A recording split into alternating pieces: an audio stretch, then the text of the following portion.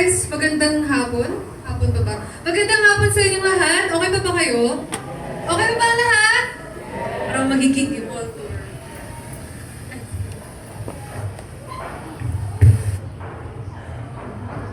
Ayan.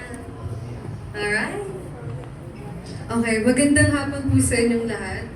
Ako po ulit si Diwata, isa po akong Bicolana singer-songwriter. Taga-TV po ako. Mga taga-TV ba dito? Wala ako eh. Sige po. Pero mga Bicolano naman po, di ba? Halos lahat ng nandito.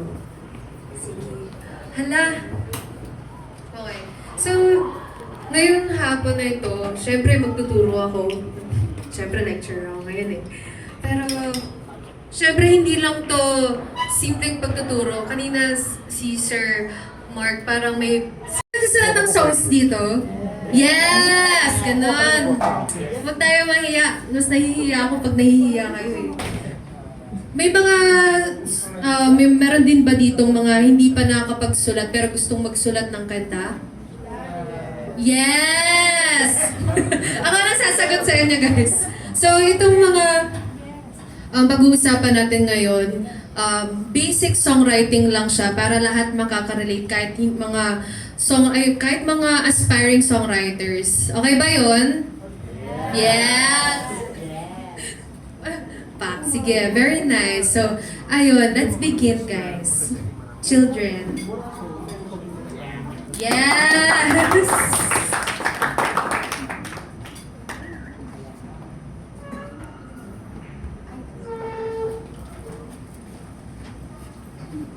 Ayan. So, this is journey through songwriting. So, ang songwriting ay parang journey lang din. Marami tayong pagdadaanan, parang may pangarap tayo, tapos yung pangarap na yun, yun yung idea natin na gagawin sa kanta. So, this is basically our roadmap for creating a song. Journey through songwriting. So, magsisimula tayo sa dream or sa pangarap. Every song starts with a spark. Or every song begins with an idea or dream. A feeling, a story, a moment you want to capture. So parang, yung naiisip pa lang sa bawat kanta. Hindi lang siya yung simpleng palamuti lang siya. At parang, ay ang ganda niya pakinggan. Hindi siya. Parang ito talaga yung isa siyang structure that sticks. Parang, di ba, pag naririnig natin na yung kunwari, mga rapper, parang yung rhyme nila is sunod-sunod, parang angas niya pakinggan, nagdidikit-dikit siya, mas madali siyang maalala. So, ayan yung rhyme. Ang tip dito, sometimes, a slight mismatch sound more natural than a perfect rhyme. Alam naman natin, di ba, yung mga iba't ibang rhyme scheme, di ba? Parang tinuro din siya sa school before, parang yung AAA, ABAB, tapos meron din tayong tinatawag na yung mga rich rhyme, which is yung full sound match siya. Tapos meron din naman tayong tinatawag na slant rhyme. Ito naman yung almost similar. Ito yung, kunwari, yung time, mind, hindi words like allow. Do they flow naturally ba sa kanta natin? So parang, siya, parang heartbeat ng kanta. Kung mabilis o mabagal yung tempo, iba rin yung feeling sa lyrics niya. So ito yung rhythm. Para siyang, isipin niyo pag nagkakwento kayo sa mga kasama niyo, pag pa-intense na, di ba, parang yung pagsalita niyo bumibilis na rin. Pero pag gusto niyo naman yung pinapatahan niyo yung kaibigan niyo, okay lang yan. So parang ganun din siya. Sa tempo, pag mabagal, okay lang din na. Depende sa pinag-uusapan natin or sa feeling na gusto natin iparating. So, ayan yung rhythm. Oops. Okay. Ang next naman natin ay ang syntax. Word choices matter. It's not just about how you say it, but what you say. Be mindful of your grammar, phrasing, meaning. Kasi minsan naka-apekto rin to sa rhythm and clarity. Pero, syempre, di ba, we all have our own creative freedom. Pero minsan, di ba, nakakaya pag wrong grammar tayo, lalo na dito sa atin, maraming grammar Nazi, di ba? So, pero marami naman din na mga sikat na mga songwriter. Kaya, ano ba yung mas tama? If I were a boy, or if I was your boyfriend.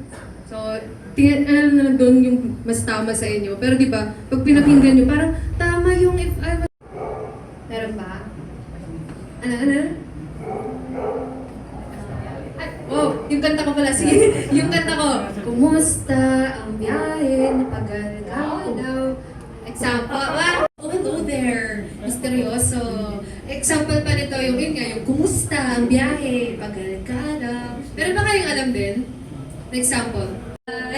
Ganda ng kantang yun. So, ayun, yung greetings. Ang next naman natin ay ang suggestions or ang request. Prompt action or reflection, putting the listeners into your story. Ito naman yung sinasuggest mo siya na gawin tong bagay nito. Kunwari yung kay sa Dilaw, yung halika rito, sumugal ka ng 10 minuto. Ayun. As example naman dito, syempre sa isang napakagaling nating songwriter. Rest in peace po sa'yo. Kay Sir Davey Langit, yung paratingin mo na siya, Lord. Yun, parang pupuntahin mo na siya. So it's a request or suggestion na pwede mong paratingin mo na siya. Yun yung suggest or request. Ang next naman natin ay ang time frame. Anchor the listener with when your story or feeling takes place. Example nito, syempre yung kanta ng River Maya na nitong umaga lang, kagabi lambing, yun itong umaga lang, di ba? Syempre nandito si Sir Mario. Gawin natin example. So, ayun yung time frame. Isa pang example nito yung umaga lang sa aking duyan. So, ayun, time frame. Ang next natin naman ay ang situation. Introduce the scenario or problem that starts your story. Example, yung sa Dungka ng SB19, may kumatok sa pinto kung nakakandado. So, yung may kumatok, situation, kung ano yung nangyayari. Ang next naman na example is yung, nakita kita sa isang magazine ng iyong sulat at buhok may green. So, isa siyang situation. Eh, alam ba kayong example? Situation. Ha? Yung ano? Isang araw. Aling na yun yung song. Okay. Kalimutan ko yung first time. Pero yes, tama. Feel ko tama naman. So yes, ayun yung situation. Next naman natin ay yung setting. Establish the place or environment where the song happened. Example naman ito, it's been raining in Manila, hindi ka ba nilalamig? Sa Manila naman yun. And isa pang example, pala yung kantang yun. So that's payoff. And this is are some ways to end strong. First natin ay yung having the chorus explain or summarize the song's concept. Ito naman yung, yun nga, parang self-explanatory. Ito yung ilang last part mo yung chorus ulit or ulitin mo yung chorus niya for your payoff. Ang next naman natin is yung having a twist at the turn your dream into a full song. Sa lahat ng thank you po. Ayan, nakagawa tayo ng kanta, syempre, di ba? Napakadali lang gumawa ng kanta, marami lang tayong pagdadaanan, syempre. And remember na songwriting is both art and life. Kaya, ayun, at para sa napakalupit na payoff ng lecture na ito, ayan. Yan, siya na yung sasabi, thank you so much. Ayun ang payoff na you sweet, you. Ayan, maraming salamat po. And sana po may natutunan din kayo. At ayun, sana nag-enjoy din kayo. At kung may mga questions po kayo, pwede niyo po ako. Hello po, may idol. Wala pa kasi nagtatanong pero siguro may question na lang ako na palagi ko din nare-receive sa mga ano daw yung how do you write something that is so that feels so heavy as a person, maybe for example it's a personal experience, how do you overcome or how do you produce a song that is straight from the heart or still fresh or still painful? Personally, ikaw naman po, how do you deal with that? Thank you. Sa akin, pag nagsusulat ako ng personal experiences ko, doon rin parang mas meron kasi iba-ibang tao eh. Para sa akin naman, mas madali sa akin magsulat ng kanta pag na-experience ko yung isang, or yung moment na yon or yung feeling na yon. Mas nalalabas ko, mas alam ko yung sasabihin ko sa kanta ko. So, ayun yung parang, depende rin sa experience mo kung isa tong negative experience or positive experience. Pero, syempre, pag nagsusulat tayo ng kanta, mas binubuhos natin pag alam natin yung nangyayari sa buhay natin. So, uy, meron pa, sige, go! Yay! Sige. As a songwriter naman, siyempre sa simula, we are just exploring, we are just having fun. Tama po ba? Yes! Diba? Tapos, when is the right time?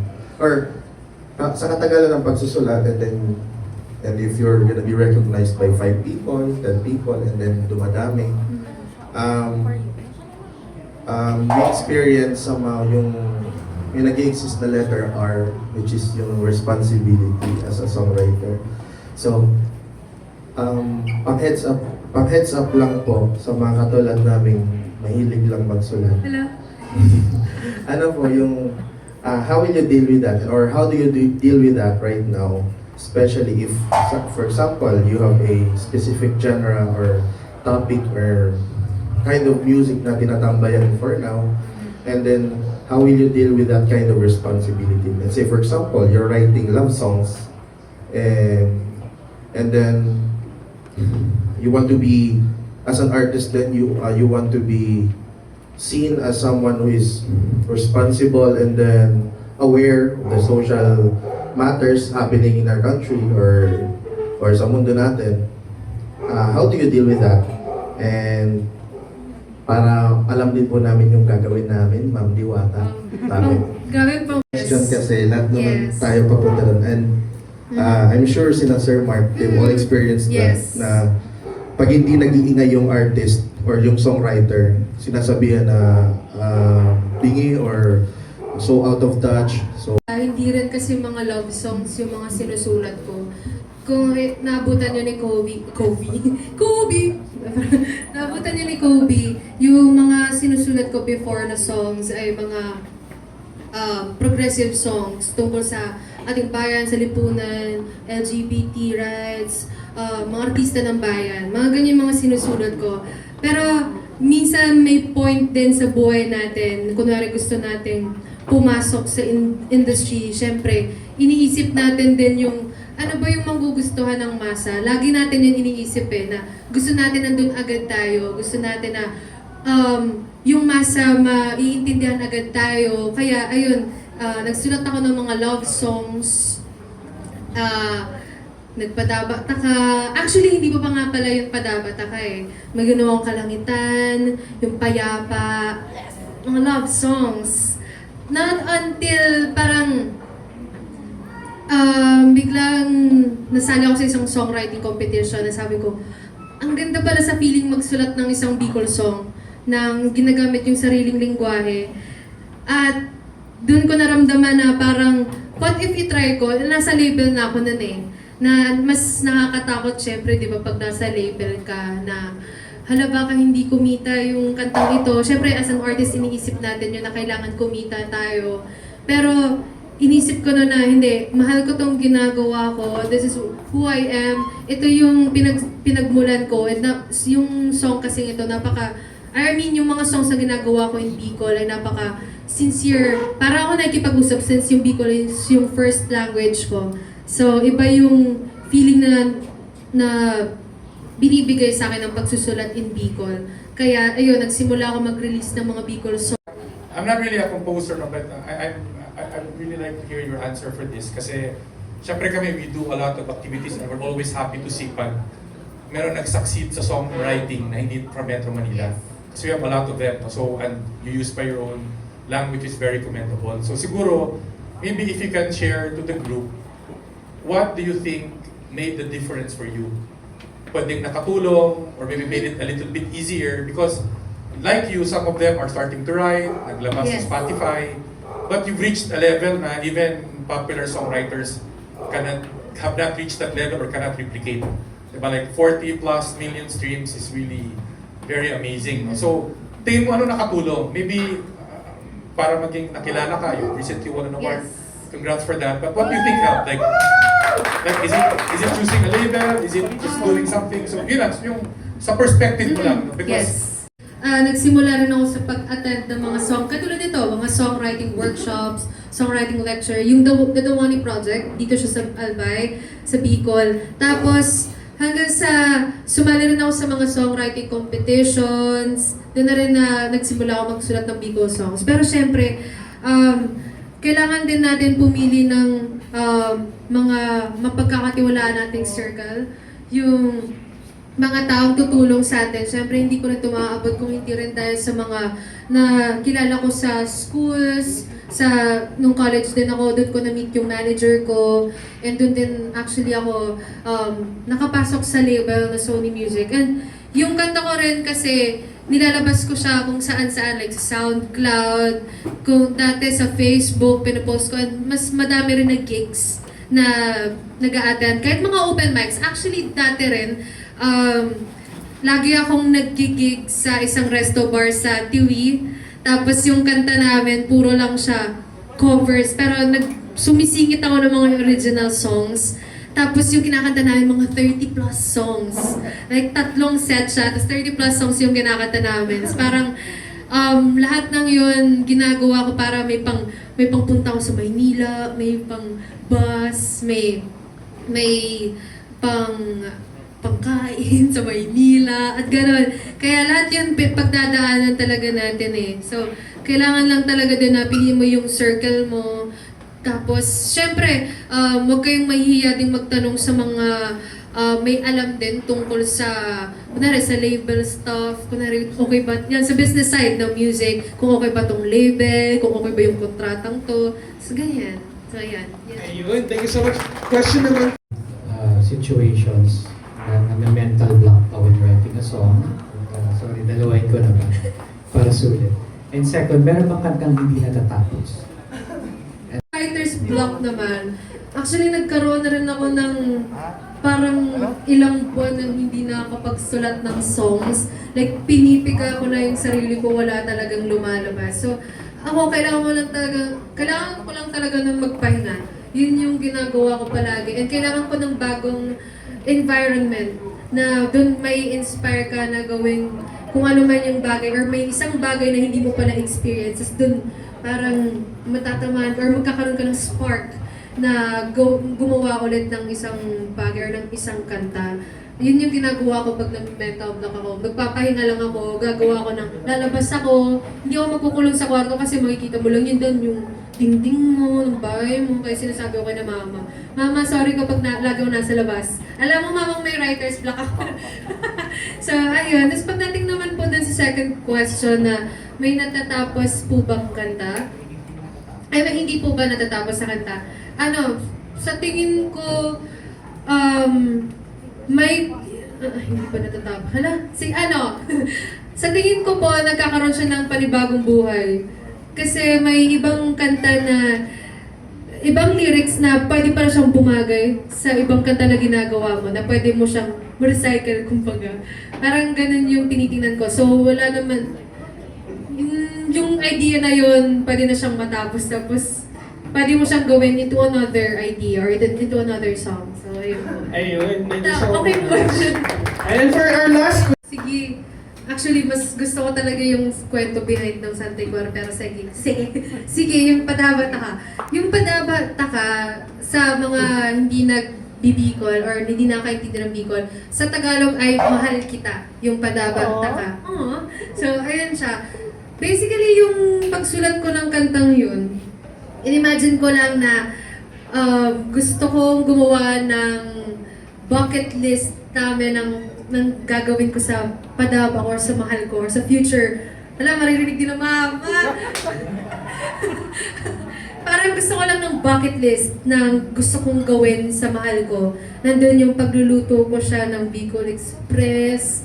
Gusto ko siyang ilibot sa Kabikulan. Parang ini-imagine ko kasi nung hindi taga-Bicol yung minimanifest ko na hindi taga-Bicol yung mamimit ko, no?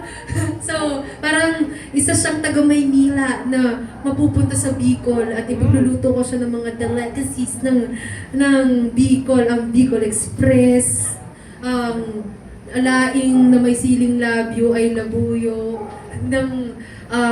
papadalan ko siya ng pasalubong, yung pili, at kung ano-ano bang bagay na makikita or mararamdaman mo lang sa Bicol. So, parang pinapakita ko lang doon kung paano magmahal ang isang Bicolano.